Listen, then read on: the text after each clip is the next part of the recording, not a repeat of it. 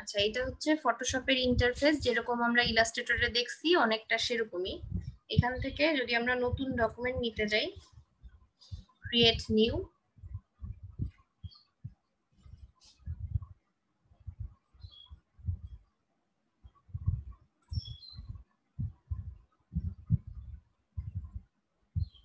Same ভাবে এখানেও যেরকম আগে ইলাস্ট্রেটরে ডকুমেন্ট নেওয়ার সময় আমরা প্রিসেট ডিটেলস সেট করে দিতাম, সেম ভাবে এখানেও আমরা সেট করে নিতে পারবো।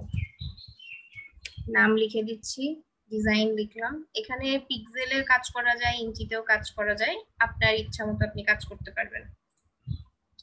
ইঞ্চি নিতে পারি, ইঞ্চিটা আমরা মোটামুটি বুঝি, এই জন্য ইঞ্চি দিয়ে কাজ করা শুরু করতে পারি। তারপর যখন আমাদের যে কাজের জন্য যেমন মাপ প্রয়োজন হবে সেই অনুযায়ী আমরা নিতে পারবো। ওরিয়েন্টেশন সেম ভাবে, যদি আমরা ইলাস্ট্রেটরের মতো আর্টবোর্ড চাই তাহলে এখানে ক্লিক করবো, আর্টবোর্ড যদি না চাই তাহলে দরকার নেই। রেজুলেশন 72 আছে, 72ই থাকবে। আর ইঞ্চি আছে এখানে, এই জন্য পিক্সেল পার ইঞ্চ। কালার মোড 8 GB রাখছি।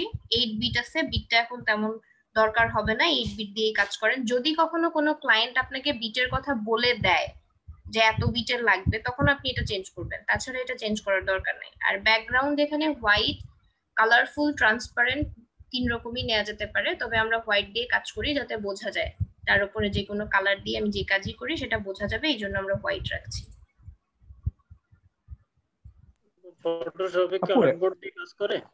ফটোশপে আর্টবোর্ড ইউজ করার প্রয়োজন হবে না, আপনি ছবি নিয়ে কাজ করছেন। যদি আপনি ডিজাইনের কাজ করেন, যদি মনে করেন যে আর্টবোর্ড ব্যবহার করবেন, তবেই ব্যবহার করবেন। আপু, ফটোশপ আপনার হচ্ছে 19 আর 2007-এর ভিতরে কি কিছুটা মিল আছে? 19 আর 2000 কত বললেন? 2007। 2007-এ আমি কাজ করিনি আসলে, 2007টা কেমন আমি ঠিক জানি না। ওটা তো অনেক পুরনো ভার্সন, 2007-এরটা অনেক পুরনো ভার্সন না? হ্যাঁ, অনেক পুরনো, এখন কতটুকু মিল আছে আমি জানি না, আমি কাজ করিনি ওটাতে। 14, 19 এগুলা হচ্ছে সেম প্রায়। মিল খুঁজেছে। আপনি হচ্ছে যদি ওল্ড ভার্সন গুলো ইউজ করতে চান, ওল্ড ভার্সন গুলোর মধ্যে 14টা ইউজ করেছি, 14টা বেশ ভালো, ইউজ করতে পারেন। 17 বেশ ভালো, তারপর 19 ইউজ করেছি। 20টা একটু বেশি আমার মনে হয়েছে ঝামেলাপূর্ণ।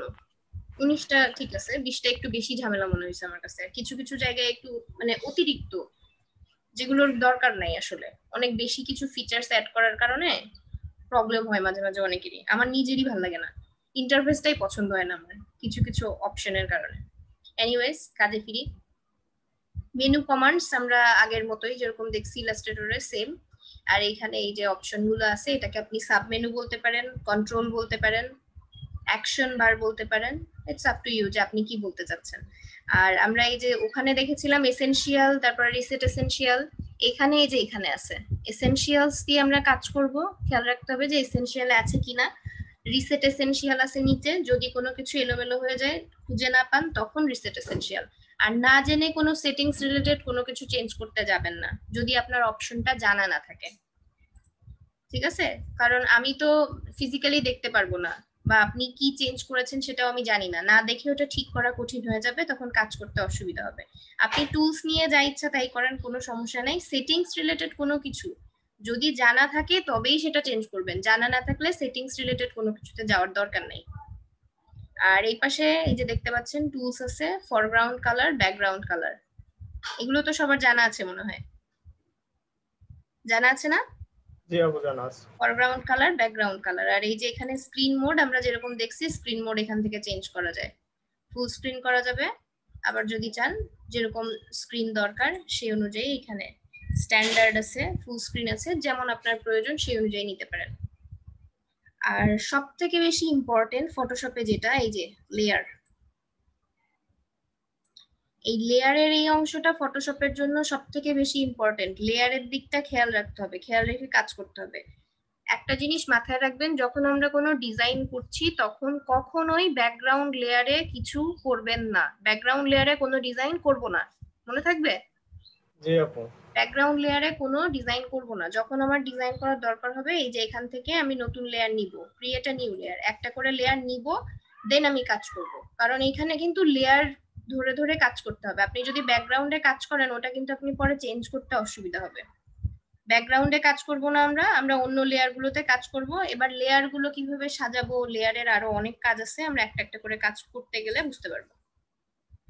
আর ছবি নিয়ে যখন কাজ করব তখন অবশ্যই লেয়ারের একটা কপি নিব। ছবি নিয়ে যখন কাজ করব লেয়ারের একটা কপি রেখে দেবো।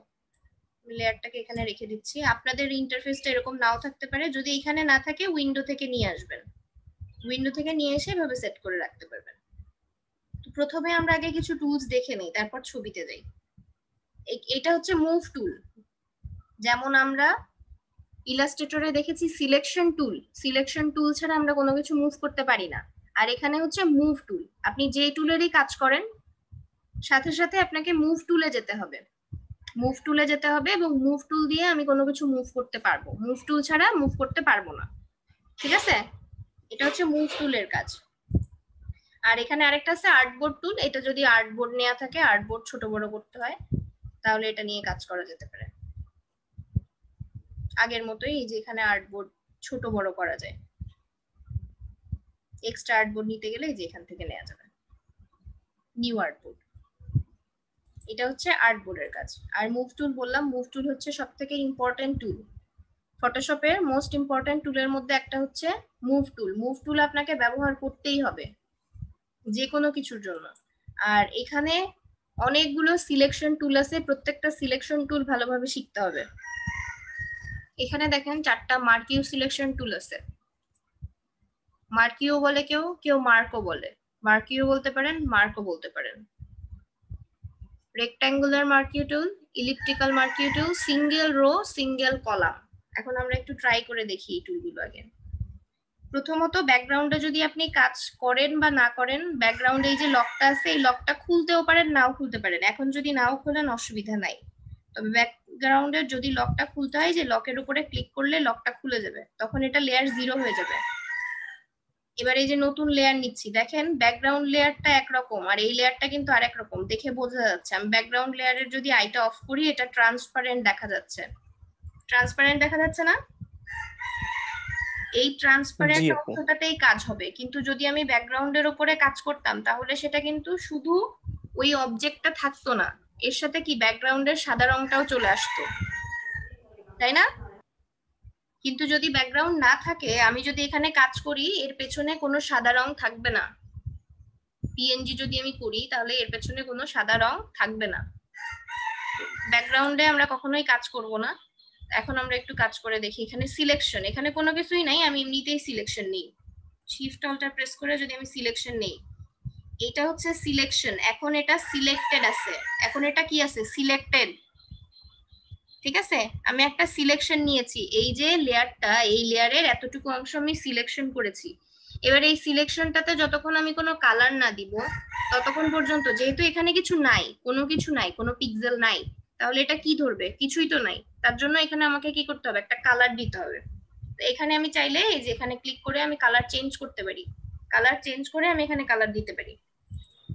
ডাবল ক্লিক করব, ডাবল ক্লিক করে এখান থেকে যে স্কেল আছে, স্কেল সরাতে পারি। আমি যে কালারটা চাচ্ছি, কালার এই যে সিলেক্ট করলাম, ওকে করে দিলাম। এবার কালার অ্যাপ্লাই করব।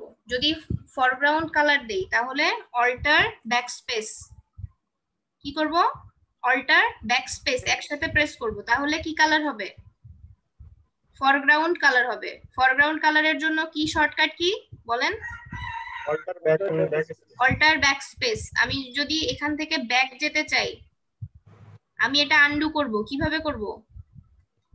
কন্ট্রোল অল্টার জেড কাজ করে কারোর ক্ষেত্রে, আমারটাতে কন্ট্রোল জেড কাজ করে। আমি কন্ট্রোল জেড দিয়েছি, কন্ট্রোল জেড দিয়ে ব্যাকে চলে এসেছি। অথবা আমরা এখান থেকেও আনডু করতে পারবো। আনডু, এডিটে গেলে আনডু করা যাবে। ঠিক আছে, এবার যদি আমি চাই যে এটাকে আমি ব্যাকগ্রাউন্ড কালারে দিলাম, এখন ব্যাকগ্রাউন্ড কালার আমি অ্যাপ্লাই করতে গেলে যদি আমি অল্টার ব্যাকস্পেস দেই তাহলে কিন্তু ওই কালারটা আসবে না, সাদা আসছে। কেন? কারণ অল্টার ব্যাকস্পেস দিলে কি কালার হয়? ফরগ্রাউন্ড কালার হয়। আর এখন আমার এই কালারটা চলে আসছে কি ব্যাকগ্রাউন্ডে না? জি। এবার ব্যাকগ্রাউন্ড কালার অ্যাপ্লাই করতে গেলে কি প্রেস করব? Control backspace. কালার আসছে? জি। Control backspace. এবার এটা কিন্তু সিলেকশন অবস্থায় আছে এখনো। এখন এই সিলেকশন সরাতে গেলে কি করতে হবে? Control D, deselect. Control D, deselect. এখন দেখেন লেয়ার কিভাবে কাজ করে। আমি যদি এই লেয়ার সিলেক্ট থাকে, এই লেয়ার সিলেক্ট থাকলে আমি যদি এখন মুভ টুল দিয়ে এটা সরাই, এটা অটো সিলেক্ট দেয়া আছে, তাই অটো সিলেক্ট যদি না দেয়া থাকে, অটো সিলেক্ট উঠাই দিই, অটো সিলেক্ট উঠাই দিছি। এখন আমি এই লেয়ারে আছি। এখন আমি যদি সারা দিন ধরেও চেষ্টা করি, আমার পিছনের ব্যাকগ্রাউন্ডই সরছে, এটা কিন্তু সরছে না। আমি এখানেই প্রেস করে ধরছি, তারপরও সরছে না। কেন? আমি ওই লেয়ার সিলেক্ট করি নাই, আমি ওই লেয়ারে নাই। বুঝতে পারছি সবাই? জি আপু। লেয়ারে আমি ওই লেয়ারে নাই জন্য আমি এটা সরাতে পারছি না। কিন্তু যদি এই যে অটো সিলেক্ট দেয়া থাকে, অটো সিলেক্ট দিলে কি আমি যে কোনো অবজেক্টের উপর ক্লিক করলে সেটা অটোমেটিক সেই লেয়ার সিলেক্ট হয়ে যাবে। আমি যদি এর উপর ক্লিক করি, এই যে লেয়ার চেঞ্জ হয়ে যাচ্ছে, আমি এখানে ক্লিক করছি কিন্তু লেয়ার চেঞ্জ হচ্ছে। জি না। এটা অটো সিলেক্ট দিলে হবে, অটো সিলেক্ট না দিলে এটা হবে না। কিন্তু অটো সিলেক্ট যদি দেয়া না থাকে তাহলে আমাদের ম্যানুয়ালি লেয়ার সিলেক্ট করেই কাজ করতে হবে।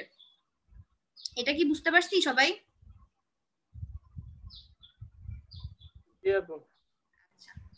এবার এখানে যদি জি আমি আপু। আরেকটা সিলেকশন নেই, সাপোজ এখানে আমি আরেকটা সিলেকশন নিলাম, ঠিক আছে? আরেকটা সিলেকশন নিয়ে আমি এখানে আরেকটা কালার দেই, অল্টার ব্যাকস্পেস ডিসি কালার, কন্ট্রোল ডি, ডিসিলেক্ট করে দিয়েছি।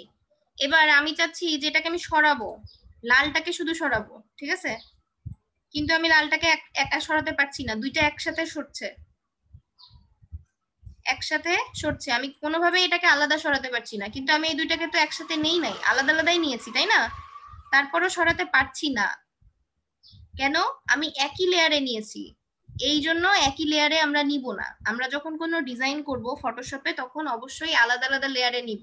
আমি যদি এটা আলাদা লেয়ারে নিতাম তাহলে কিন্তু আমি আলাদা করে সরাতে পারতাম। কিভাবে দেখাই?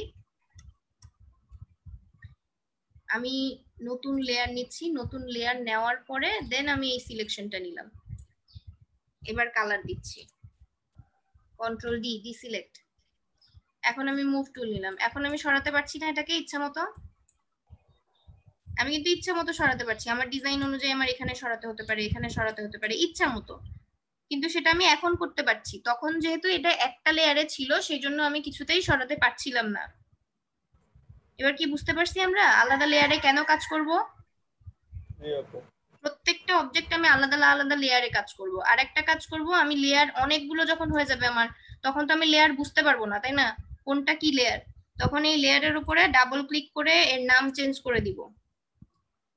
এটার নাম দিলাম ইলিপ্টিক্যাল, যেহেতু ইলিপস নিছি ইলিপ্টিক্যাল দিয়ে দিলাম। এইভাবে আমরা নাম চেঞ্জ করে দিতে পারবো, ঠিক আছে? নাম চেঞ্জ করে দিলে আমাদের কাজ করতে সুবিধা হবে। এবার আমার যদি এরকম আরো অনেকগুলো লেয়ার হয়ে যায়, অনেকগুলো লেয়ার হয়ে গেলে সাপোজ এই পেজ পুরো ফিল আপ হয়ে গেছে, একটু দেখাই, ফিল আপ করেই দেখাই। অনেকগুলো কপি নিছি আমি,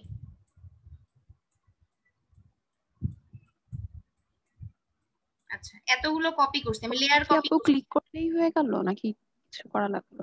আমি কন্ট্রোল জে দিয়েছি, কন্ট্রোল জে দিয়ে ডুপ্লিকেট করেছি লেয়ার, সেম লেয়ার ডুপ্লিকেট করছি। এখন এতগুলো যখন আছে, সাপোজ আমি আমার ডিজাইনটা ঠিক করার জন্য এই একটার পজিশন ঠিক আছে, হ্যাঁ এই একটার পজিশন ঠিক আছে, আমি চাচ্ছি যে এটা অক্ষত রেখে বাকিগুলো আমি ঠিক করব। তখন এটার আমি কি করব, আইটা আমি অন অফ করে রাখতে পারি। এই যে আই অফ করে দিলাম, এটার আর কোনো কাজ হবে না, এটার আর কোনো প্রবলেম হবে না, এটা অফ করা থাকলো। এবার আমি কাজ করতেছি। অথবা আমি ভাবছি যে এটাকে আমি এই অবস্থায় রাখতে চাই, এটাকে আমি লকও করে দিতে পারি, ঠিক আছে? এটাকে আমি লকও করে নিতে পারি, লক করে নিলেও কাজ করতে পারবো, কোনো অসুবিধা হবে না। এই যে এটা লক হয়ে গেছে, এটা এখন যদি আমি যতই সরাই এটা কিন্তু আর সরবে না, কারণ এটা আমি লক করে রাখছি লেয়ার। এইভাবে আমরা যখন কাজ করব সেই কাজটাকে প্রোটেক্ট করার জন্য আমরা লক করেও রাখতে পারবো, আবার প্রয়োজন অনুযায়ী লক খুলেও নিতে পারবো। বুঝতে পারছি সবাই? এবার আমি দেখতে পাচ্ছি রেড কালারের অনেকগুলো আছে, আমি চাচ্ছি যে এই সবগুলোকে আমি এক জায়গায় রাখি। রেড কালারের তো অনেকগুলো হয়ে গেছে, আলাদা আলাদা লেয়ার, ইলিপ্টিক্যাল 1 2 এভাবে থাকলে তো বুঝতে অসুবিধা হবে, এক জায়গায় রাখি। তাহলে কি করব, লেয়ার গুলো একটা একটা করে সিলেক্ট করব। মাল্টিপল সিলেকশন কিভাবে করি আমরা? শিফট প্রেস করে করি। যদি সবগুলো একেবারে এখান থেকে এই পর্যন্ত সবগুলো সিলেক্ট করতে হয় তাহলে কি করব, শিফট প্রেস করে ক্লিক করব, সবগুলো সিলেক্ট হবে। আর যদি মাঝখান থেকে সিলেক্ট করতে হয় তাহলে কি করব বলেন তো? কন্ট্রোল প্রেস করব, কন্ট্রোল প্রেস করে এই একটা, কন্ট্রোল প্রেস করে এই একটা কন্ট্রোল প্রেস করছি, আমি কিন্তু কন্ট্রোল প্রেস করে সিলেক্ট করছি। আচ্ছা, আমি এটা দেখানোর জন্য শুধু করলাম, সবগুলো সিলেক্ট করলাম। সবগুলো সিলেক্ট করার পর আমি চাচ্ছি এটাকে একটা গ্রুপে রাখবো। কন্ট্রোল জি প্রেস করলেও গ্রুপ হবে, কন্ট্রোল জি, অথবা এই যে গ্রুপ ফ্রম লেয়ার্স, গ্রুপের নাম দিতে পারবো আমি, আলাদা যদি কোনো কালার দিতে চাই বোঝার জন্য সেটাও দিতে পারবো। গ্রুপ 1ই থাক, দিয়ে দিলাম। এবার গ্রুপের যদি আবার নাম চেঞ্জ করতে চাই, ডাবল ক্লিক করে এখানে নামটা চেঞ্জ করে দিতে পারবো, গ্রুপের নাম।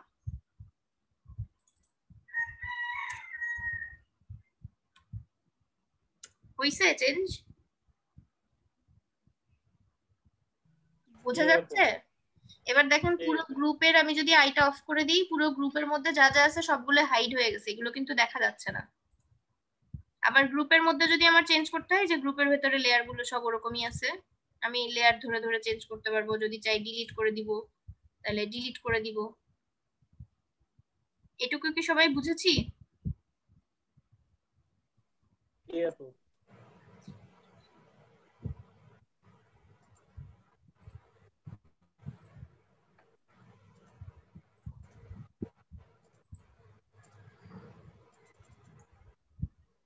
আমি সিলেক্ট করেও ডিলিট করে দিতে পারি, আমি সিলেক্ট করে ডিলিট করে দিয়েছি এই জন্য।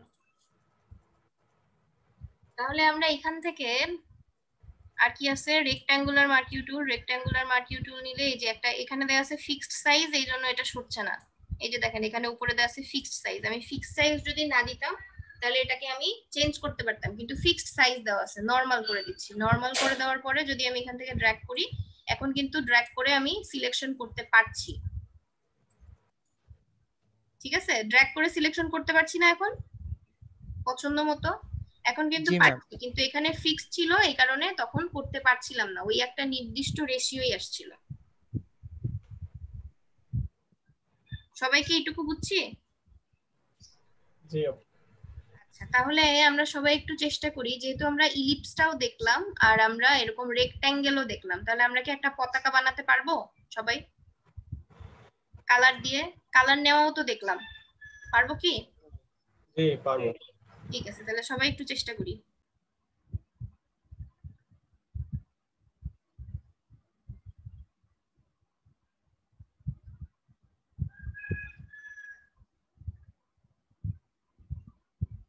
সবাই একটু প্র্যাকটিস করেন, প্র্যাকটিস না করলে মনে থাকবে না।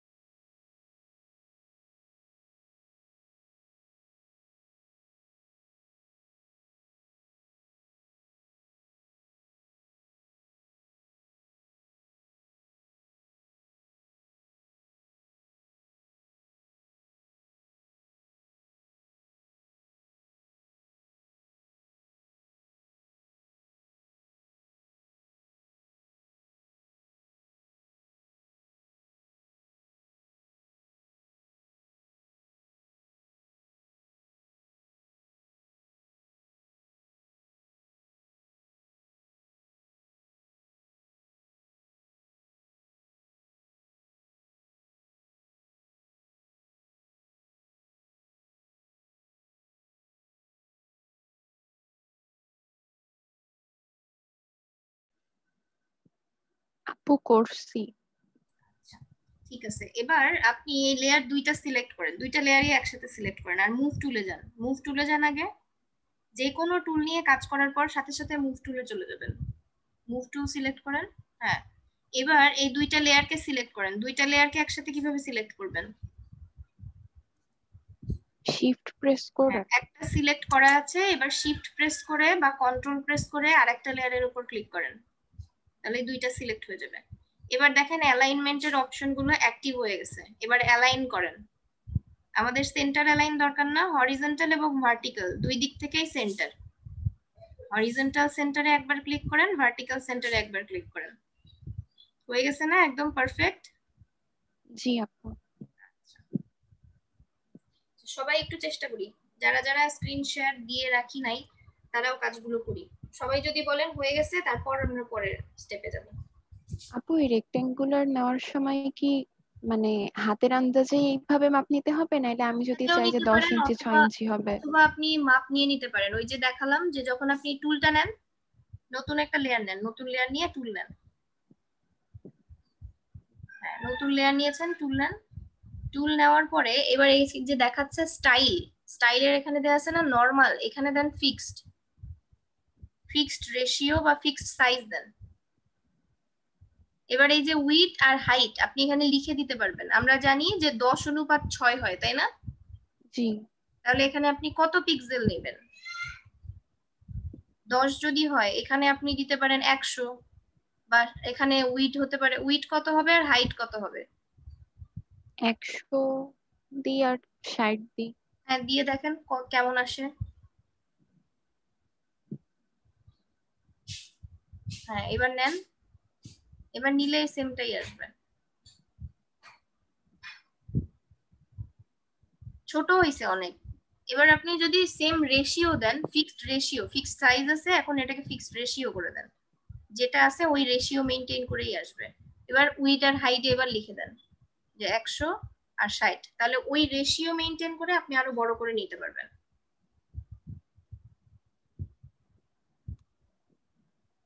হ্যাঁ, এবার দেখেন রেশিও মেনটেন করেই আসছে। জি আপু, বুঝছি। আচ্ছা, এইটুকু কমপ্লিট হয়ে গেলে এখানে আরো কিছু ব্যাপার দেখানোর আছে, সবার হলে বলবেন।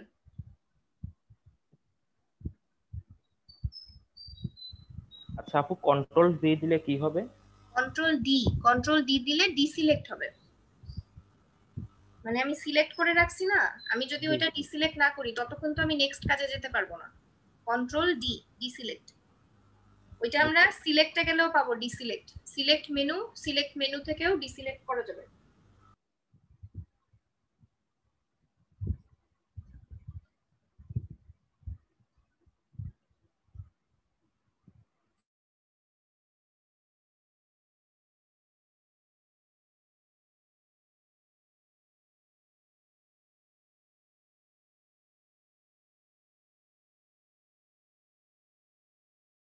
আচ্ছা, হোমওয়ার্ক করেছিলেন কে কে আর করেননি কে কে? আপু আমি করেছিলাম, 5টা দিয়েছিলেন, আমি সেখানে 3টা করেছিলাম। 3টা করেছিলেন। আর কন্টেস্টে এন্ট্রি দিয়েছিলেন? না আপু, দেওয়া হয়নি। আচ্ছা, আর বাকিরা? আপু আমি করেছি। কয়টা করেছেন? 5টা করছি, কিন্তু কন্টেস্টে করতে পারি নাই, কারণ আমার সকাল থেকে ইলেকট্রিসিটি নাই আজকে, 4টার পরে আসবে। আচ্ছা, ঠিক আছে। আর বাকিরা এক এক করে সবাই একটু নিজেদের আপডেট দেন, কে কি কাজ করেছেন। জি আপু, আমি করেছি, 4টা করেছি। 4টা, ঠিক আছে। কন্টেস্ট এন্ট্রি দিয়েছেন? জি, কালকে একটা দিয়েছিলাম। আচ্ছা, একটা দিয়েছেন, ঠিক আছে। আর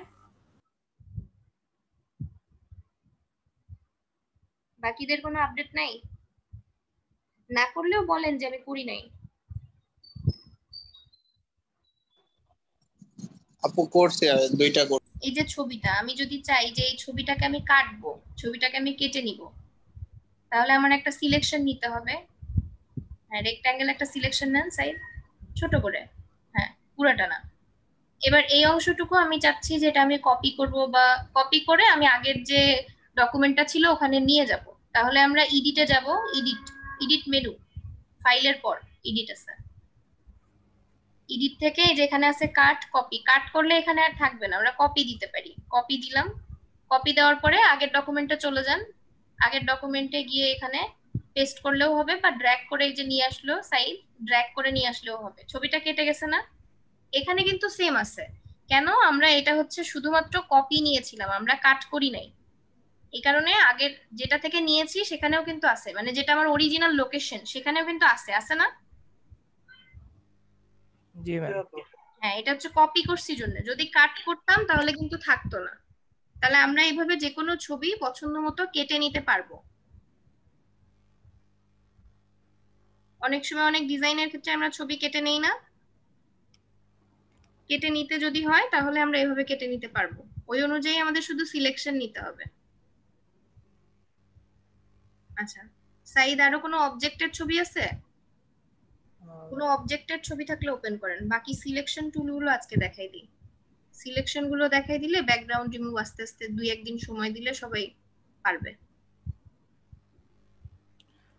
ফটোশপ আমি একটু ম্যাম ডাউনলোড করছি, তাহলে আমার ছবি ডাউনলোড করে নেন, অবজেক্টের ছবি নেন। কাজ করার সময় আমরা যাতে ছবিটা, আমি যদি এডিটিং এ কোনো ভুলও করি, আমার ছবিটা যেন অক্ষত থাকে, তার জন্য আমরা আগে একটা কপি নিয়ে নেব।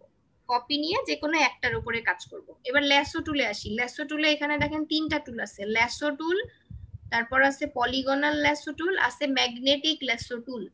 ল্যাসো টুল দিয়ে প্রথমে যখন আপনি সিলেকশন করতে যাবেন, ল্যাসো টুলে ক্লিক করেন, সিলেক্ট করা শুরু করেন মেহেদি। একটা ক্লিক করলেন, একটা ক্লিক করে ছেড়ে দেওয়া যাবে না। এটা যেমন আমরা পেন্সিল দিয়ে দাগ টানতাম না ইলাস্ট্রেটরে, ওরকম টেনে নিয়ে যেতে হবে। আপনি যেদিক দিয়ে টেনে নিয়ে যাবেন সেই অনুযায়ী এটা সিলেকশন হবে। এটা সব ধরনের ব্যাকগ্রাউন্ড রিমুভের ক্ষেত্রে বা সব ধরনের সিলেকশনের ক্ষেত্রে আপনি করতে পারবেন না, কারণ এতে হাতের কন্ট্রোল থাকতে হবে। কারণ দেখেন সরে যাচ্ছে, আপনি এখানে ক্লিক করতে পারছেন না। আপনি যেদিক দিয়ে নিয়ে যাবেন সেই অনুযায়ী সিলেকশন হবে। হাতের উপর কন্ট্রোল না থাকলে এই এভাবে হাতে করার জন্য ম্যাজিক এটা ব্যবহার করলে মানে ভালো হয় না। আরো অনেক টুল আছে, একটা একটা করে দেখেন। আমরা এখন টুলস গুলো আগে দেখে নিই। জি, সহজ উপায় এরপর আপনি বুঝে নেবেন যে আপনার ইমেজ অনুযায়ী কোনটা দিয়ে করলে সহজ হয় আপনার জন্য। সিলেকশন টুল আপনার সবগুলো জানা থাকবে, যেটা আপনার জন্য সহজ হবে আপনি সেটা দিয়ে কাজ করতে পারেন। এক একটা ইমেজের ক্ষেত্রে এক এক রকমের আসলে ব্যবহার করতে হয়। কিছু ইমেজে আপনি কুইক সিলেকশন ব্যবহার করতে পারছেন না বা অন্যগুলো ভালোভাবে হচ্ছে না, তখন কি করবেন? আর এই যে ল্যাসো টুল 3টার ক্ষেত্রে প্রথম শর্ত হচ্ছে আপনি যেই পয়েন্ট থেকে শুরু করছেন সিলেকশন সেম ওই স্টার্টিং পয়েন্টে এসেই শেষ করতে হবে। ঠিক আছে, মনে থাকবে? ল্যাসো টুল ইউজ করার ক্ষেত্রে আমি যেই পয়েন্ট থেকে শুরু করেছি সেই পয়েন্টে এসেই শেষ করব। তখন আমরা এই যে এখন এইভাবে করলাম, কিন্তু সিলেকশন করার সময় জুম করে নেবেন আপনারা। জুম করে নিয়ে নিখুঁতভাবে কাজ করবেন, তাহলে খুব সুন্দরভাবে করতে পারবেন। আর একদম স্টার্টিং পয়েন্টে যখন চলে আসবো তখন কার্সরটা একটু অন্যরকম দেখাবে। কার্সরের পাশে একটা ছোট্ট জিরো মতো দেয়া থাকে, ওটা দেখলে আপনি বুঝতে পারবেন যে হ্যাঁ আমি স্টার্টিং পয়েন্ট পেয়ে গেছি।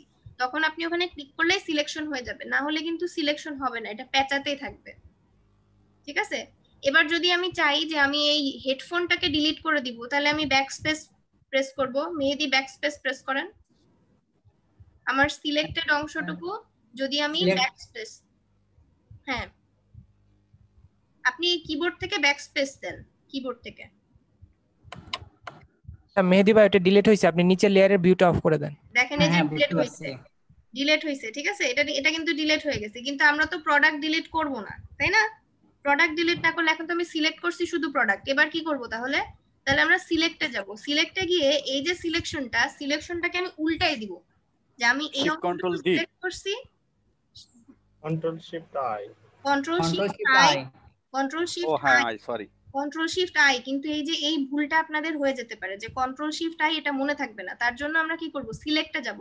সিলেক্টে গিয়ে এখানে ইনভার্স দেয়া আছে, ম্যানুয়ালি শিখবো আমরা। শর্টকাটটা হচ্ছে আমাদের ব্যাকআপ বা দ্রুত কাজ করার জন্য, কিন্তু শর্টকাট যদি আমি ভুলে যাই তাহলে কি করব? কিন্তু ম্যানুয়ালি যদি আমি একবার দেখে রাখি তাহলে কিন্তু আমি মেনুগুলো ঘাটলেই খুঁজে পেয়ে যাব যে কি করতে হবে।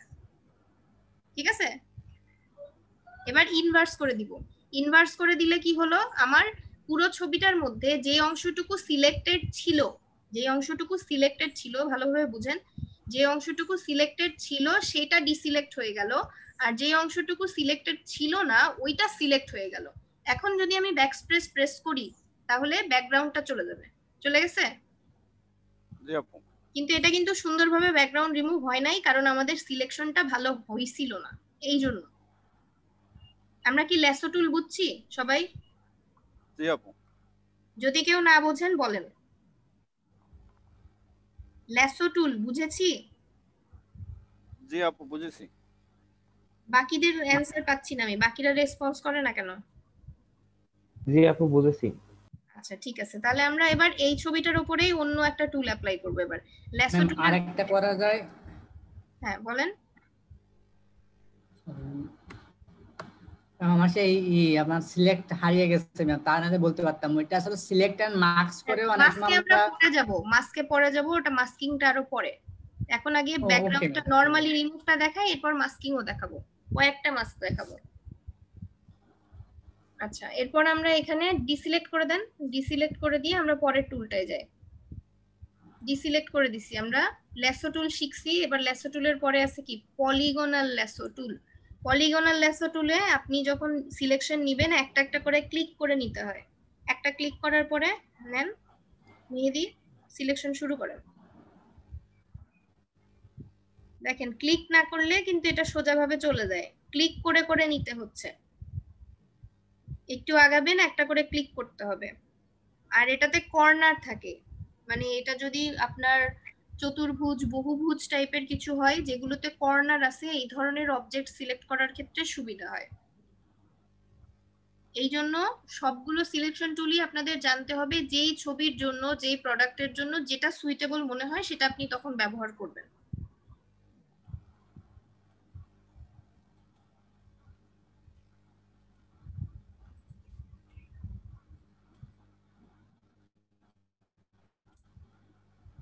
পলিগনাল ল্যাসো টুল দিয়ে এই যে দেখেন পুরো একটা একটা করে ক্লিক করে করে আসতে হচ্ছে সিলেক্ট করার জন্য।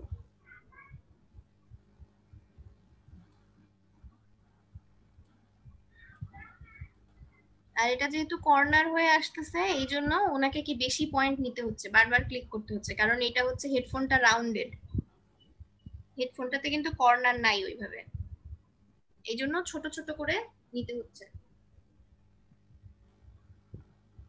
এইটার ক্ষেত্রেও সেম শর্ত, আমাদেরকে স্টার্টিং পয়েন্টে যেতে হবে।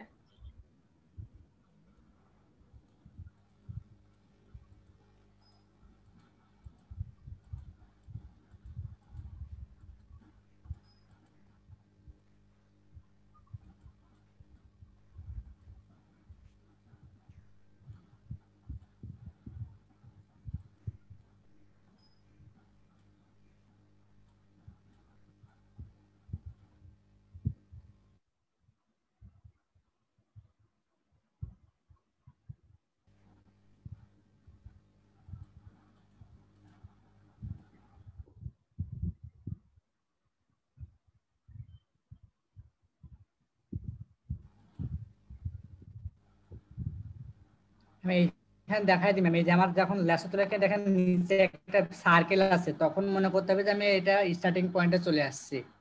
আমি এটা এখন ছাড়ি নাই, দেখেন স্টার্টিং পয়েন্টে গেলে ওইখানে একটা ছোট্ট শূন্য দেখাচ্ছে,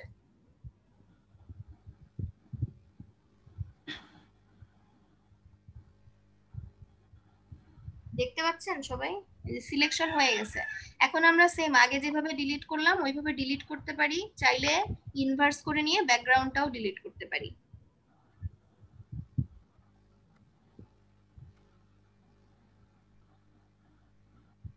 ঠিক আছে, ল্যাসো টুল পলিগনাল ল্যাসো টুল গেল, এরপর আমরা ম্যাগনেটিক ল্যাসো টুল যাব। সিলেকশন ডিসিলেক্ট করে দেন, ম্যাগনেটিকটা দেখেন। ম্যাগনেটিকটা কালার অনুযায়ী, ম্যাগনেট মানে কি আমরা সবাই জানি, ম্যাগনেট মানে কি বলেন তো? চুম্বক। হ্যাঁ, ম্যাগনেট মানে চুম্বক, এটা চুম্বকের মতো ধরবে। দেখেন আমি শুধু দেখাই দিতে পারি যে ও কোন দিক দিয়ে যাবে, রাস্তা দেখাই দিবেন, এখানে কিন্তু উনি ক্লিক করে নাই, জাস্ট শুধু উনি প্রথমে একটা ক্লিক করে তারপর থেকে উনি শুধু ড্র্যাগ করছে, এটা কালার অনুযায়ী অটোমেটিক ধরে নিচ্ছে, কোনো ক্লিক করতে হচ্ছে না। কিছু কিছু জায়গায় এটা এলোমেলো হয়ে যেতে পারে, যদি এলোমেলো হয়ে যায় তাহলে আবার ব্যাকে চলে যাবেন, ব্যাকে গিয়ে আবার নিবেন, হবে।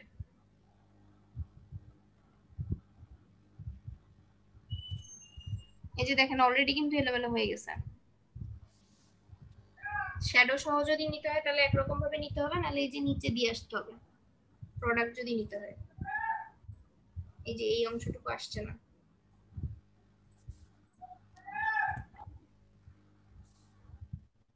এই যে যেই জায়গাগুলোতে সমস্যা হবে ওই জায়গায় আপনি ক্লিক করে নেবেন, ক্লিক করে নিয়ে আসবেন।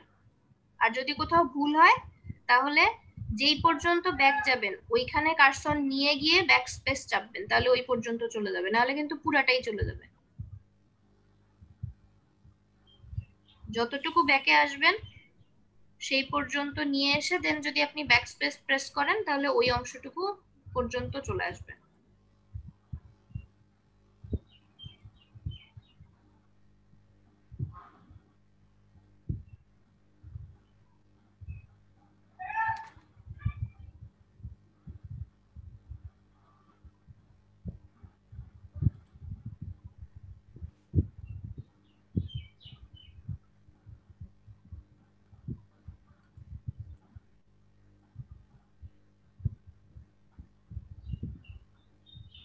কালার অনুযায়ী ধরে নিচ্ছে, দেখেন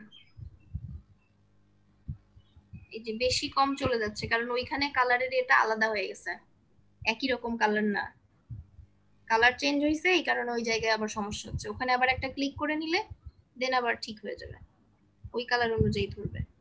ক্লিক করে করে নেন এইটুকু, এখানে লাইট কালার তো একদম ব্যাকগ্রাউন্ডের মতো কালার, এই জন্য ধরছে না।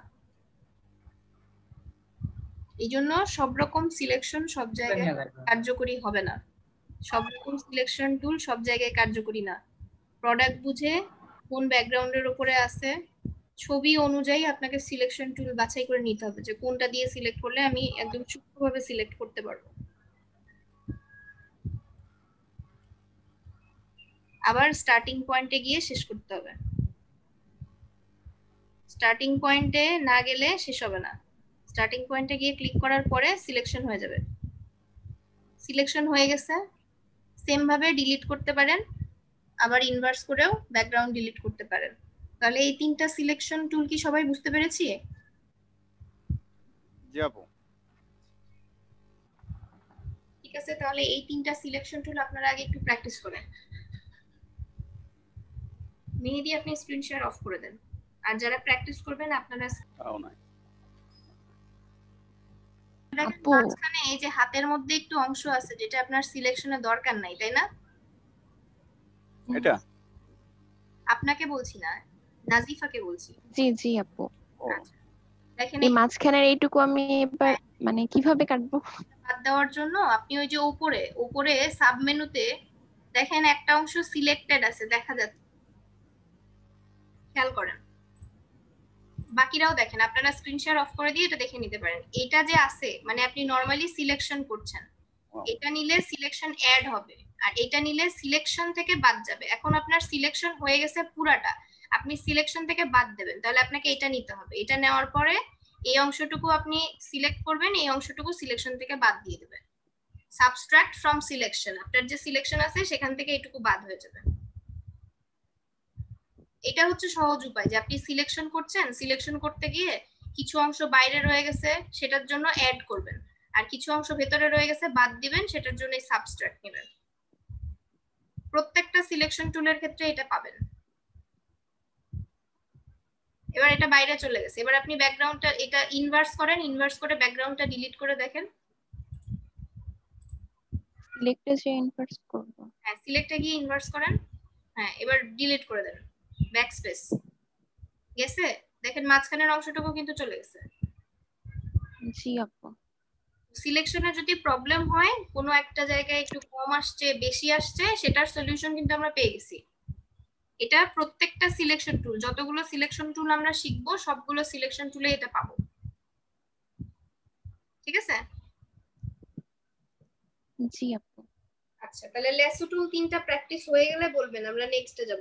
এরপরে আছে আমাদের হচ্ছে এটা কি টুল আছে, ম্যাজিক ওয়ান টুল আছে আর কুইক সিলেকশন টুল আছে। এখানে এই দুইটা টুল দিয়ে খুব দ্রুত সিলেকশন করতে পারবেন। আচ্ছা, অবজেক্ট সিলেকশনটা হচ্ছে অবজেক্ট সিলেক্ট করে, ওইটা তেমন কাজে লাগবে না, সবার ভার্সনে এটা নাইও, তাই আমরা হচ্ছে কুইক সিলেকশন আর ম্যাজিক ওয়ান টুলটা দেখি। কুইক সিলেকশন টুল নেন, কুইক সিলেকশন টুল নিয়ে কুইক সিলেকশন নেন, কুইক সিলেকশন টুল নিলাম। কুইক সিলেকশন নেওয়ার পরে এবার দ্রুত সিলেক্ট করবে, আমি কি সিলেক্ট করছি এই অবজেক্টের উপরে ক্লিক করেন, ক্লিক করে জাস্ট শুধু আপনার যেখানে যেখানে সিলেকশন দরকার সেই অনুযায়ী ক্লিক করতে থাকেন, তাহলেই আপনি নিয়ে নিতে পারবেন।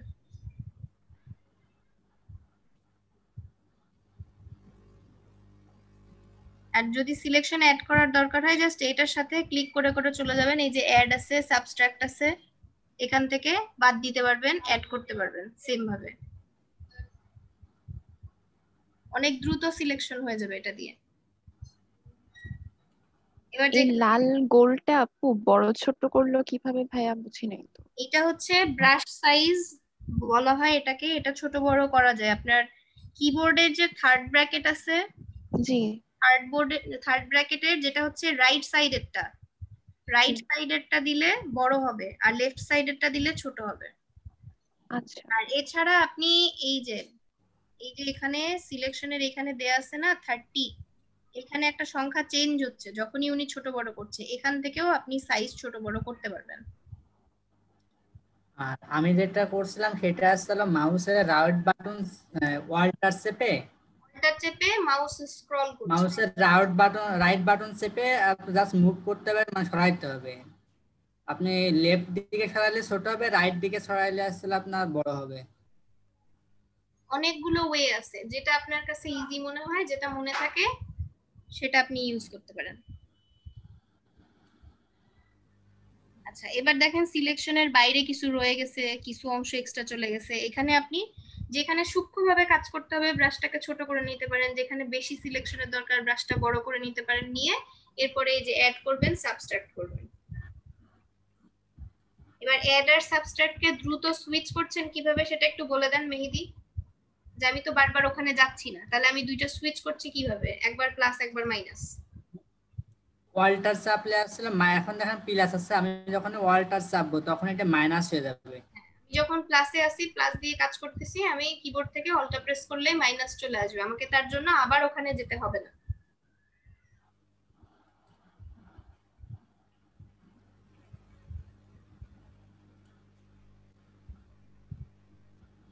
ম্যাম আমি একটা মানে সলিড কালারের ব্যাকগ্রাউন্ড আনি ম্যাম, ব্যাকগ্রাউন্ড দেখে নেন, তাহলে বুঝতে আরো সুবিধা হবে।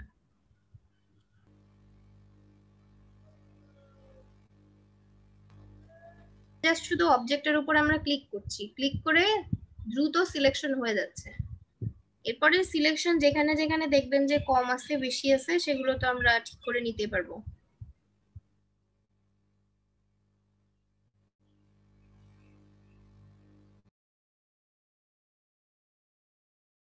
কি নেটওয়ার্ক প্রবলেম হচ্ছে? জি আপু, আমরা সমস্যা হচ্ছে নেটওয়ার্কে। সেই প্রখরতা, এখানে সলিড কালার যদি থাকে, যে কোনো একটা কালার, ওই কালারের সব সিলেক্ট করার জন্য আমরা ওটা ব্যবহার করতে পারি। গতদিন আমরা ইলাস্ট্রেটরে দেখছিলাম, তাই না, ম্যাজিক ওয়ান একটা নির্দিষ্ট কালার সিলেক্ট করে ফেলছে।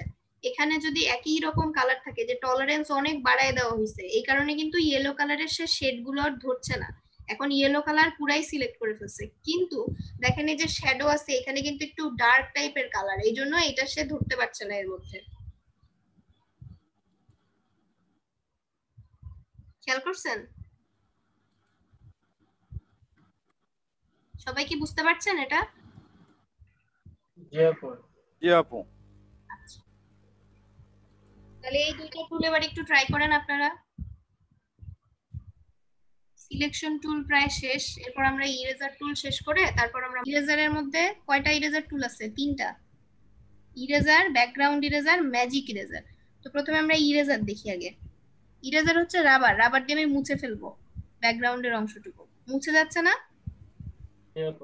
মুছে যাচ্ছে। এখান থেকে আমরা খুব সূক্ষ্মভাবে ব্রাশটাকে ছোট বড় করে নিতে পারবো, ব্রাশটাকে ছোট বড় করে নিয়ে কাজ করতে পারবো।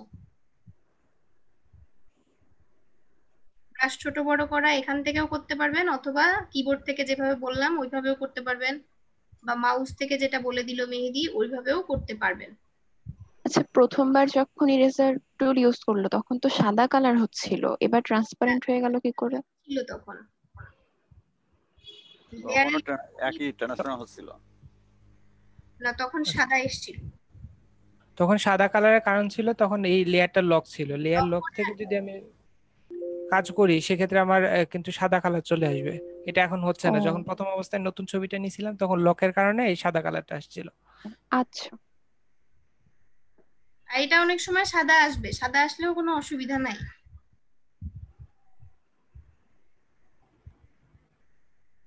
ব্রাশ ছোট বড় করে নিয়ে আরো সূক্ষ্মভাবে কাজ করা যেতে পারে। যখনই প্রোডাক্টের কাছাকাছি চলে আসবেন তখন জুম করে নেবেন আর হচ্ছে ব্রাশ ছোট করে নেবেন, তাহলে কাজ করতে সুবিধা হবে।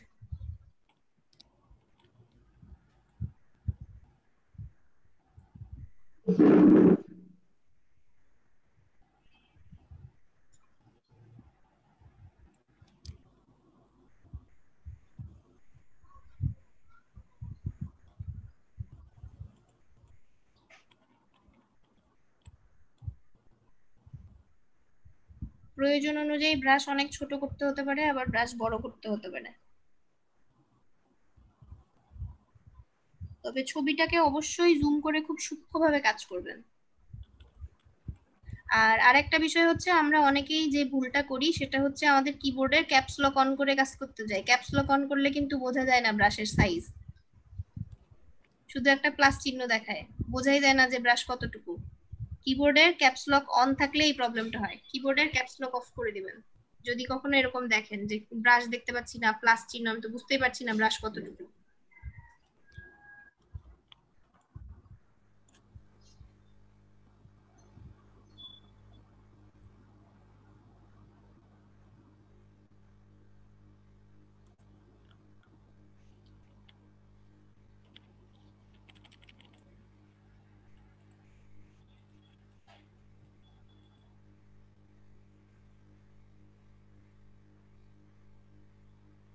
এটা ছিল ইরেজার টুলের কাজ, ঠিক আছে? ইরেজার দিয়ে আপনারা বুঝতেই পারছেন কিভাবে কাজ করতে হবে। এবার আমরা নেক্সটটাতে যাই। থাক, এর উপরেই করেন সাইদ, পুরাটা আবার আন্ডু করতে গেলে অনেক টাইম লাগবে। আচ্ছা, ব্যাকগ্রাউন্ড ইরেজার, এটা ব্যাকগ্রাউন্ডের উপরে ক্লিক করলে অনেকখানি অংশ একসাথে চলে যাবে। দেখেন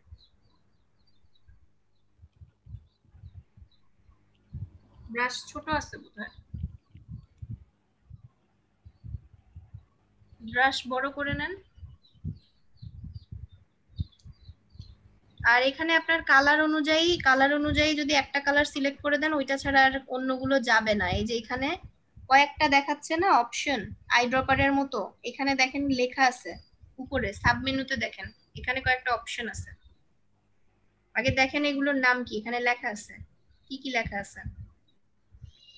স্যাম্পলিং ওয়ান্স, একবার আপনি একটা স্যাম্পল ধরাই দিবেন, শুধু সেটাই ইরেজ করবে, বাকিগুলো ইরেজ করবে না।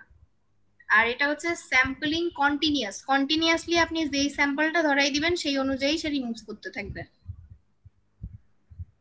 আর এখানে আছে স্যাম্পলিং ব্যাকগ্রাউন্ড সোয়াচ, ব্যাকগ্রাউন্ডের একটা যে স্যাম্পল আপনি দিয়ে দিবেন ওইটাই সে রিমুভ করবে।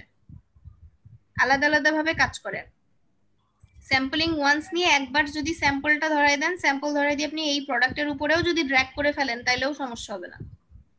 অল্টা চেপে স্যাম্পল দিয়ে দেন।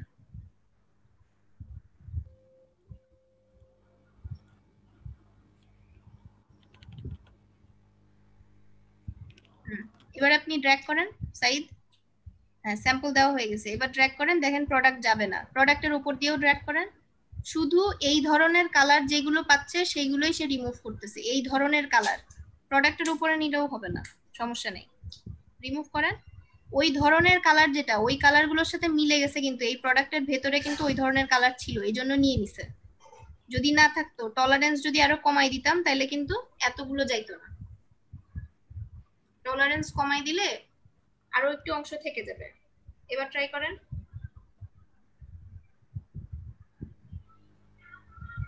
দেখেন যতটুকু ওর টলারেন্স অনুযায়ী যতটুকু ধরতে পারছে ততটুকুই ধরছে, বাকিটুকু কিন্তু নিচ্ছে না। এটা ওই ধরনের বোতলটা ম্যাম অনেক ক্লিয়ার হয়ে গেছে। হ্যাঁ, বটলটা ক্লিয়ার আসতেছে কারণ এই বটলের মধ্যে ওই কালারের কোনো কিছুই নাই, এই জন্য। এবার উপরের অংশটুকু রিমুভ করার পর দেখেন নিচের ফ্লোর কিন্তু রিমুভ হচ্ছে না, ফ্লোরের স্যাম্পল আমি দিই নাই। আর এটাতে বলা আছে স্যাম্পলিং ওয়ান্স, আমি একবার স্যাম্পল দিব। আমি যদি এখান থেকে আবার অল্টা চেপে স্যাম্পল নিয়ে নেই তাহলে সে শুধু ফ্লোরটাকে রিমুভ করবে এবং ফ্লোরের মতো কালার যা পাবে সব রিমুভ করে দিবে আমি যদি ড্র্যাগ করতে থাকি। টলারেন্স বাড়িয়ে দিতে হবে। দেখেন এটা কিন্তু ফ্লোরের মতো যা পাচ্ছে সব রিমুভ করে দিচ্ছে। এগুলো কিন্তু রিমুভ হয় নাই পুরোপুরি, কারণ সে ফ্লোরের মতো যতটুকু পেয়েছে ততটুকু রিমুভ করছে। তাহলে আমরা ব্যাকগ্রাউন্ড ইরেজারের কাজ বুঝতে পারছি। আচ্ছা, এরপরে দেখেন আছে আরেকটা ম্যাজিক ইরেজার। ম্যাজিক ইরেজারে এই ছবিটাতে ম্যাজিকের মতো কাজ করবে একদম।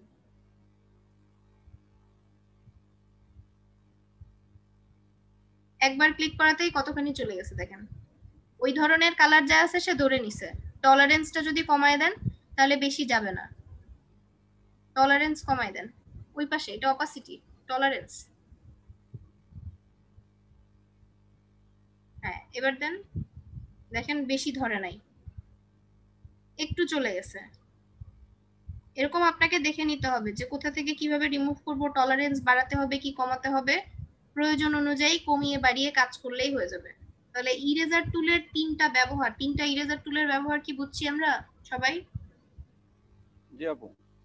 এটা আমাদের ব্যাকগ্রাউন্ড রিমুভ করতে কাজে লাগবে। তিন রকমের কাজ করে। ইরেজার দিয়ে আমি মুছে দিতে পারবো, ব্যাকগ্রাউন্ড ইরেজার দিয়ে আমি ব্যাকগ্রাউন্ডে কালার যে কোনো একটা স্যাম্পল দিয়ে দিতে পারি, স্যাম্পল দিয়ে আমি সেই অনুযায়ী রিমুভ করতে পারবো। আবার আমি ম্যাজিক দিয়ে খুব দ্রুত রিমুভ করে ফেলতে পারবো। ওটাতে স্যাম্পল না দিলেও আমি যেখানে ক্লিক করব সেটা অটোমেটিক্যালি ধরে নিবে। আর এই ক্ষেত্রে টলারেন্সটা আমি ঠিক করে দিতে পারবো যে এই রঙের প্রখরতাটা কতটুকু থাকবে এবং কতটুকু সে ধরবে। দেখেন এটা কত সহজে হয়ে যাচ্ছে, কালার আলাদা আলাদা ছিল সেই অনুযায়ী রিমুভ করে দিচ্ছে, অনেক সুন্দরভাবে রিমুভ হয়ে যাচ্ছে, কারণ এই কালারটার সাথে ওই কালারটার কোনো মিল নাই, ব্যাকগ্রাউন্ডের উপর ধরা হচ্ছে এবং ওই কালারটাই যাচ্ছে।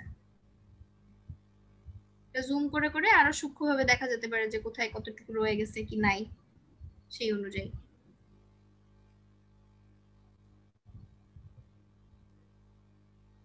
তাহলে এখন কি আমাদেরকে যে কোনো ছবি দিলে আমরা রিমুভ করতে পারবো ব্যাকগ্রাউন্ড সবাই? জি। আচ্ছা ঠিক আছে, তাহলে আগে ইরেজার টুলটা সবাই একটু প্র্যাকটিস করে নেই। ইরেজারের তিনটা টুল, তিনটাই সবাই প্র্যাকটিস করেন।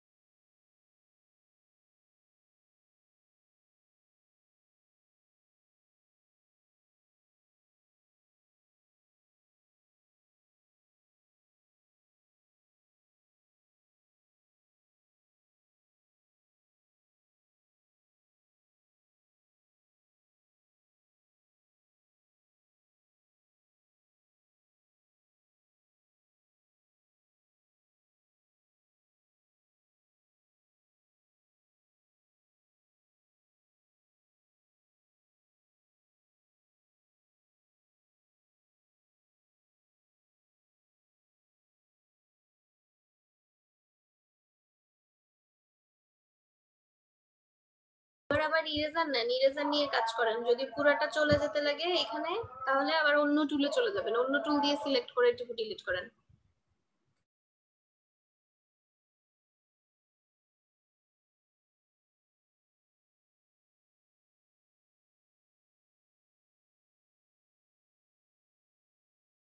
ব্রাশ ছোট করে ছবি জুম করে নেন, কতটুকু রিমুভ করতে হবে তাহলে সুবিধা হবে।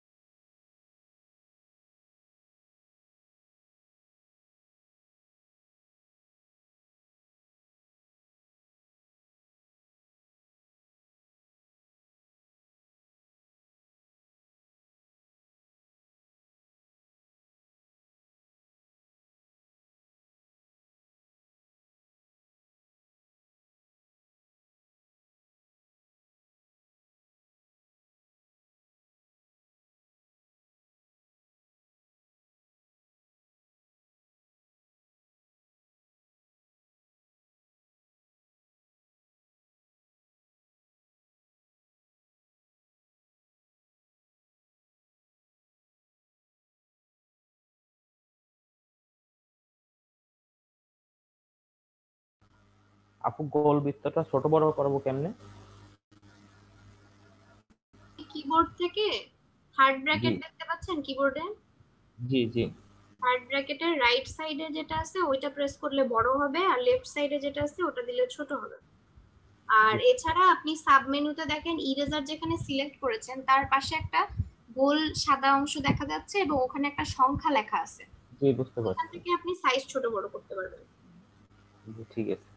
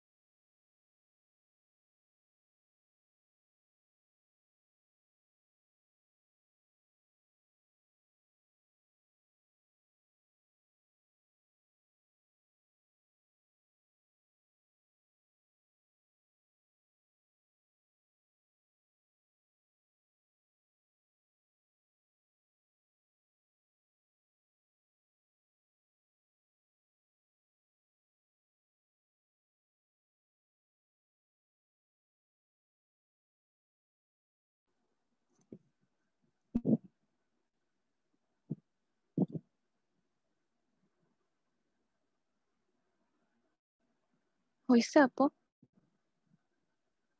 হ্যাঁ হয়েছে। ওকে, ঠিক আছে। এবার তাহলে অন্য আপু আপু বলেন। এই ব্যাকগ্রাউন্ড সুইচ এই অপশনটা আমরা বুঝতে পারলাম না, এটা দেখি কিভাবে কাজ করব। আপনি একটু স্ক্রিন শেয়ার করেন কোনটা।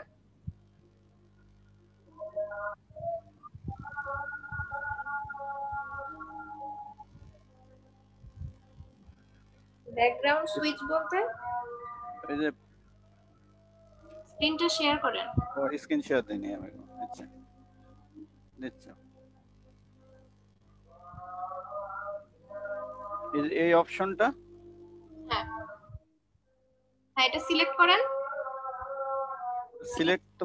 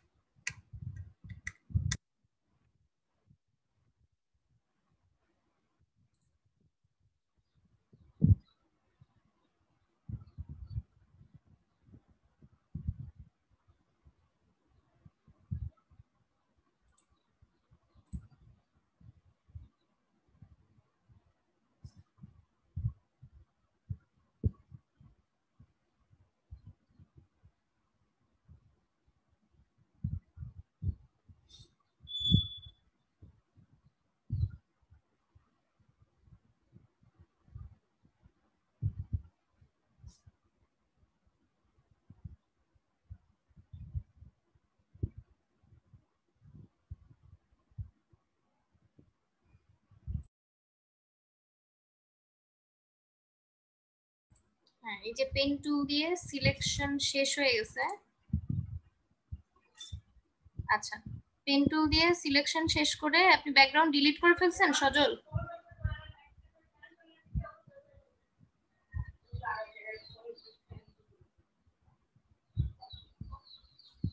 শিখবো, ঠিক আছে? আমরা যে কোনো টুল দিয়েই সিলেক্ট করি না কেন, সিলেক্ট করার পর আমরা মাস্কিং করতে পারি।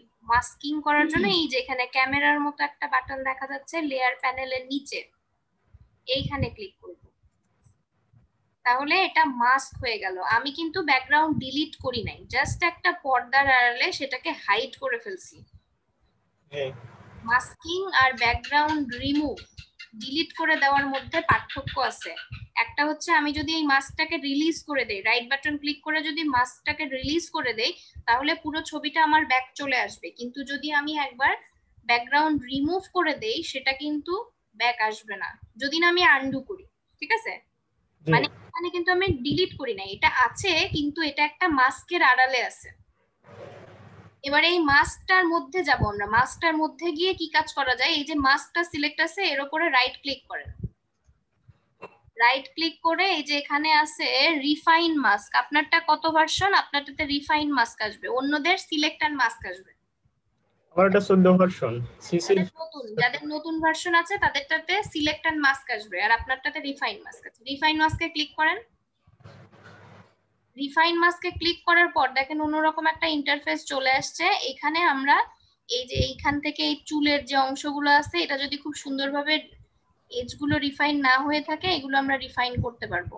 তার জন্য এই যে ব্রাশ নিতে হবে, ব্রাশ নিয়ে একদম ছবিটাকে জুম করে ব্রাশটাকে ছোট করে এই অংশগুলো সুন্দরভাবে এজগুলো রিফাইন করা যাবে। প্রয়োজন মতো আপনি করতে পারবেন যতটুকু দরকার। এত বেশি এভাবে ড্র্যাগ করা যাবে না, ছোট ছোট করে অল্প অল্প করে নিতে হবে, নাহলে দেখতে খারাপ হয়ে যাবে। আর ফটো এডিটিং এর ক্ষেত্রে একটা জিনিস মাথায় রাখতে হবে, ফটো এডিট করতে করতে আমরা যেন এমন কিছু না করে ফেলি যে তার ন্যাচারাল লুকটা চলে যায়, ন্যাচারাল যেন মনে হয় আপনি যাই এডিট করেন না কেন। এবার আপনি কতটুকু স্মুথ করবেন ছবি অনুযায়ী, এগুলো ছবি অনুযায়ী চেঞ্জ করতে হবে, নিজের বিবেচনার উপর ডিপেন্ড করবে যে আমার কতটুকু প্রয়োজন। খুব বেশি স্মুথ দরকার নেই, যতটুকু আমার স্মুথ লাগবে ততটুকু স্মুথ করব। ফেদার দিলে একটু সাদাটে ভাব চলে আসবে, ফেদার যদি না লাগে তাহলে দিব না। ছবি অনুযায়ী আমার যেটা দিলে ভালো হয়। এডিটিংটা আসলে নিজের মধ্যে, যে আমি আসলে কিভাবে এডিট করব, একটা নির্দিষ্ট মাপ আমি বলে দেব, সেই অনুযায়ী সব ছবি আপনি এডিট করতে পারবেন না। ছবি অনুযায়ী আপনি এখানে কমায় বাড়ায় নিয়ে এডিট করতে পারবেন আপনার যেভাবে প্রয়োজন।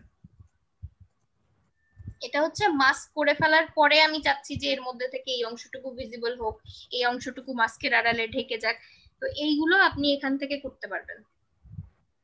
এটা হচ্ছে মাস্কিং করার সুবিধা, যে আমি ব্যাকগ্রাউন্ড সরায় ফেলছি, একটা পর্দার আড়ালে দিয়ে দিছি, ব্যাকগ্রাউন্ড রিমুভ হয়ে গেছে অলরেডি, মাস্কিং করে রিমুভ করা আর কি। তো মাস্ক করার পর সেটা রিমুভ হয়ে গেছে, কিন্তু এখানে এই যে চুল বা অন্য কোনো অংশ থাকলে তখন আমাদের অসুবিধা হয়। ওইটা যে এটা হচ্ছে যখন ব্যাকগ্রাউন্ডে এক কালার থাকে তখন হচ্ছে এইভাবে মানে স্মুথ হয়, কিন্তু যখন ব্যাকগ্রাউন্ডে ভিন্ন কালার থাকে সেই ক্ষেত্রে যদি আমি ব্রাশ দিয়ে করা হয় তখন হচ্ছে অনেক সময় ওই পিছনের যে ব্যাকগ্রাউন্ডটা ওটাই থেকে যায়। এটার সমস্যা হচ্ছে আপনাকে অনেক ধীরে ধীরে এই ছবিটাকে আরো জুম করতে হবে, আরো জুম করে আপনার চুলের অংশগুলো দেখতে হবে, দেখে এটা নতুন যে ভার্সনটা আছে ফটোশপের ওইটাতে খুব সুন্দরভাবে হয়, আপনারটাতে একটু আপনার হয়তো একটু কষ্ট হবে, কিন্তু নতুন যেটা আছে সেটাতে খুব সহজভাবেই হয়। আচ্ছা। আর এখানে একটু আপনার বুঝতে অসুবিধা হচ্ছে কারণ ওইখানে আরো টুলস আছে, আর এখানে শুধুমাত্র আপনার একটাই আছে যে এজ ডিটেকশনের জন্য আপনি স্মার্ট রেডিয়াস ইউজ করতে পারবেন। আর এখানে দুইটা ব্রাশ আছে দেখেন, রিফাইন এজ আছে আর একটা কি আছে দেখেন, ইরেজ। মানে একটা হচ্ছে আপনি ব্যাক নিয়ে আসতে পারবেন আর একটা দিয়ে আপনার হচ্ছে নতুন করে এখানে ইরেজ করে দিতে পারবেন, মুছে দিতে পারবেন, দুইটাই করতে পারবেন। আর যদি মাস্কের আড়াল থেকে যে অংশটুকু চলে গেছে মাস্কের মধ্যে ওইটা ব্যাক আনতে হয় তাহলে ওই টুলটা ব্যবহার করে ব্যাকও আনতে পারবেন। জি জি। তবে এটা নিয়ে খুব সাবধানে কাজ করতে হয়, এটা নিয়ে অনেকেরই অনেক কনফিউশন থাকে যেটা কিভাবে করব, এটা তো পারফেক্টলি হয় না। পারফেক্টলি হবে কিন্তু এটা সময় সাপেক্ষ ব্যাপার, প্রথমবারেই হবে না, সময় লাগবে। সবাই একটু মাস্কিংটা ট্রাই করেন। মাস্কিংটা অনেকের কাছে ক্রিটিক্যাল মনে হয়, যেটাতে চুল আছে এরকম কোনো ছবি নেন, এরকম ছবি নিয়ে ক্রিটিক্যাল ছবি নেন। ক্রিটিক্যাল কিছু ছবির ব্যাকগ্রাউন্ড রিমুভের কিন্তু প্রাইস বেশি হয়। নর্মাল যে প্রোডাক্টের ব্যাকগ্রাউন্ড রিমুভের যে প্রাইস মার্কেট প্লেসে পাওয়া যায়, ক্রিটিক্যাল বা কমপ্লেক্স ছবির জন্য একটু বেশি পাওয়া যায়, কারণ ওইটা আপনার মাস্কিং করে অনেক সময় নিয়ে ধীরে সুস্থে করতে হয়। আর রিমেম্বার সেটিংস দিয়ে রাখলে আপনি এখানে যে সেটিংসটা সেট করে রাখবেন, যে স্মুথ কতটুকু হবে, ফেদার কতটুকু হবে, সেই সেটিংসটা থেকে যাবে এখানে। জি আপু, বুঝছি। রিমুভ লেখেন, ব্যাকগ্রাউন্ড রিমুভ লিখে সার্চ করেন। আপনারা যারাই গিগ পাবলিশ করবেন তার আগে এইভাবে রিসার্চ করবেন। এখন আমি যেভাবে বলবো সেইভাবে আগে রিসার্চ করবেন, তারপর গিগ পাবলিশ করবেন, তার আগে না। এবার এই যে ব্যাকগ্রাউন্ড রিমুভের আমি সার্ভিস গুলো দেখছি, এখানে অনেকগুলো গিগ আছে। প্রথম পেজে যেগুলো আসতেছে এইগুলো হচ্ছে র্যাঙ্কিং এ আছে, র্যাঙ্কিং এ প্রথম দিকে আছে। এনারা অনেক কাজ করছে এই জন্য র্যাঙ্কিং এ আছে। এবার আপনি কন্ট্রোল চেপে কয়েকটা পছন্দ করেন, কয়েকটা গিগের উপর ক্লিক করেন। হ্যাঁ, এবার প্রত্যেকটা গিগ আমরা একটা একটা করে দেখবো, অ্যানালাইসিস করব, একটা একটা করে দেখি। একটা গিগ দেখা মানে কিন্তু শুধু গিগ না, ডিটেইলসে দেখেন, ভালোভাবে দেখেন। এর যে টাইটেলটা দেখেন কি লিখেছে, I will do bulk photo background removal in your style. ঠিক আছে, এখানে দেখেন ছবিগুলো দিয়েছে কিভাবে। আমরা একটু আগে যে শেপ নেওয়া দেখছিলাম না, ওইখানে শেপের একটু কাজ আছে, আপনি শেপ নিতে পারেন। শেপ নিয়ে ফিল কালারটা অফ করে ওখানে স্ট্রোক কালার দেওয়া আছে। ফিল কালার না দিয়ে স্ট্রোক কালার, অ্যাশেস টাইপের একটা স্ট্রোক কালার দিয়েছে। আগে চেঞ্জ করেন না, আগে আমরা একটু দেখি। এরপর দেখেন নিচে একটা রেক্ট্যাঙ্গেল আছে, এত দ্রুত চেঞ্জ করলে তো দেখা যাবে না, একটু অপেক্ষা করেন। আচ্ছা, এবার দেখেন এখানে আলাদা আলাদা করে আগে সে অ্যালাইন করে নিয়েছে কোথায় প্রোডাক্ট গুলো বসাবে। এরপর প্রোডাক্ট গুলোর ব্যাকগ্রাউন্ড রিমুভ করে বসাই দিছে। একটা প্রোডাক্টে আমরা দেখতে পাচ্ছি শুধু এই মেকআপের প্রোডাক্টটাতে একটু শ্যাডো ব্যবহার করা আছে। শ্যাডো আমি আপনাদের কালকে দেখাই দিব, আজকে এত দেখালে মনে থাকবে না। তো আপনারা এইভাবে ব্যাকগ্রাউন্ড রিমুভ করার চেষ্টা করবেন আগে, তারপর ওর উপরে শ্যাডো দেওয়া যাবে। কালকে শ্যাডো দেখাই দিব। আর নিচে দেখেন, নিচে একটা রেক্ট্যাঙ্গেল নেওয়া হয়েছে, এখানে এই যে ফাস্ট ডেলিভারি ফাইবারের লোগো বসানো হয়েছে এবং লেখা আছে এক্সক্লুসিভলি অনলি অন fiverr.com। এবার তাদের প্যাকেজ গুলো দেখেন, বেসিক, স্ট্যান্ডার্ড, প্রিমিয়াম। বেসিকে কতগুলো ইমেজে কত টাকা নিচ্ছে সে, কি কি সার্ভিসেস দিচ্ছে সে, স্ট্যান্ডার্ডে কি দিচ্ছে, প্রিমিয়ামে কি দিচ্ছে। এইভাবে আপনি গিগ দেখবেন, মিনিমাম 20টা গিগ দেখবেন। এইভাবে যে টপিকের উপরে গিগ করবেন সেই টপিকের উপরে আগে 20টা গিগ বসে বসে দেখবেন। একদম টপ যারা একদম প্রথম দিকে র্যাঙ্কিং এ আছে, যারা লেভেল 1 সেলার, লেভেল 2 সেলার, এরকম বেশ কিছু গিগ বেছে নেবেন। বেছে নিয়ে বেশ কিছু গিগ দেখবেন। এরপর দেখেন নিচের দিকে ডেসক্রিপশন আছে। এই যে ডেসক্রিপশনটা, এখানে এক একজন এক এক রকম ভাবে লেখে। এখানে খুব বেশি বড় যে লিখতে হবে এমন না, সহজ প্রাঞ্জল ভাষায় গুছিয়ে লিখতে হবে। খুব বেশি বড় হতে হবে বা খুব বেশি ছোট হতে হবে এমন কোনো নির্ধারিত কোনো কিছু নাই। তবে এখানে 1200 ক্যারেক্টারের কমে লিখবেন, 1200 ক্যারেক্টারের বেশি লেখা যায় না। এটা আপনারা ওয়ার্ড ফাইলে লিখে রাখবেন বা নোটে লিখে রাখবেন, নোটপ্যাড আছে, নোটপ্যাডে লিখে রাখবেন, এবার কপি করে দিয়ে দিবেন। আর এখানে যে লিংকটা দেয়া আছে, এই লিংকটা দিতেই হবে এমন না। আপনি যদি আপনার পোর্টফোলিও লিংক না দেন তাতেও সমস্যা নেই, লিংক দিতেই হবে এমন না। লিংক না দিলেই বরঞ্চ ভালো হয়, কারণ ফাইবার কি পছন্দ করে। এখানে ফাইবারের একটা কোর্স আছে, আপনারা ফাইবারের কোর্সটা করলে বুঝতে পারবেন যে ফাইবার কি পছন্দ করে। এবার দেখেন নিচের দিকে ট্যাগ আছে, ট্যাগটা হচ্ছে মোস্ট ইম্পর্টেন্ট, মার্কেটিং যারা করে তারা জানে। নিচে দেখেন ট্যাগ লেখা আছে, রিলেটেড ট্যাগস। এই যে এরকম ট্যাগ গুলো 20টা যখন আপনি গিগ দেখবেন, 20টা গিগে এরকম 5টা করে ট্যাগ থাকবে। এর মধ্যে থেকে মোস্ট কমন, সব থেকে বেশি ইউজ হয়েছে এরকম 5টা ট্যাগ পিক করবেন আপনি, তাহলে আপনার গিগটা র্যাঙ্কিং এ আসবে সহজে। এই কাজগুলো করতে হবে। আর ইমেজ কিভাবে রেডি করতে হবে, এখানে যতগুলো গিগ আছে সবগুলোর ইমেজ দেখেন, দেখে আপনি আইডিয়া পেয়ে যাবেন যে ইমেজটা কিভাবে রেডি করতে হবে। তবে কারোর গিগ থেকে হুবহু কোনো অংশ কপি করবেন না। 20টা গিগ দেখে আইডিয়া নিবেন, নেওয়ার পরে নিজের মতো করে সাজাবেন, নিজের মতো করে লিখবেন।